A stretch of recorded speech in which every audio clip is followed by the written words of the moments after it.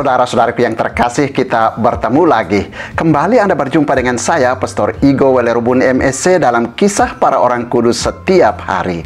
Hari ini tanggal 16 November, kita memperingati Santa Gertrudis dari Hefta, perawan, dan Santo Rochus Gonzales dan kawan-kawan, martir. Yang pertama, Santa Gertrudis dari Hefta, perawan. Gertrudis lahir di Elisleben, Jerman pada tahun 1256. Sejak berusia 5 tahun, ia diserahkan orang tuanya kepada para suster di Hefta, Jerman Utara.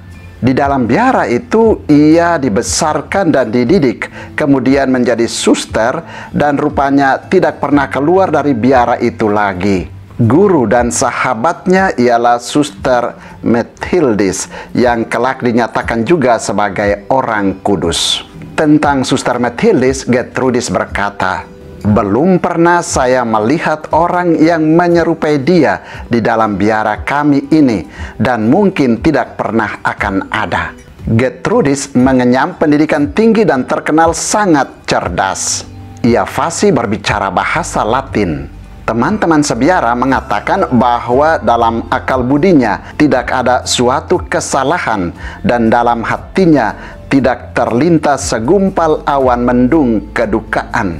Semua itu dimungkinkan karena hidup rohaninya terpelihara dengan baik dalam persatuan erat dengan Kristus.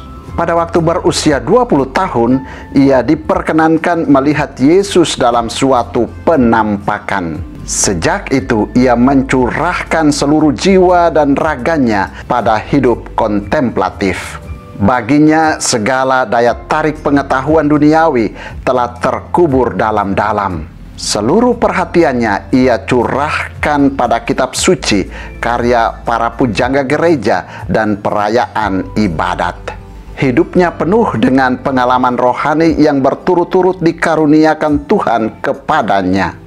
Banyak di antaranya dapat dibaca dalam suatu kumpulan karangan yang sebagian ditulis berdasar catatan, diktat, dan hasil tulisan Gertrudis sendiri. Buku ini menyumbang banyak bagi kehidupan rohani pada abad pertengahan. Tulisan-tulisannya sangat menarik. Sebab di situ orang akan melihat bagaimana Gertrudis merintis penghormatan kepada hati kudus Yesus yang sekarang ini menyebar luas dan lazim dilakukan oleh umat Kristen Katolik dimanapun. Itulah sebabnya Gertrudis kadang-kadang disebut juga Gertrudis Agung. Gertrudis terkenal akan kebaktiannya kepada hati kudus Yesus dan Santo Yosef. Ia juga terkenal tekun merenungkan sengsara Yesus.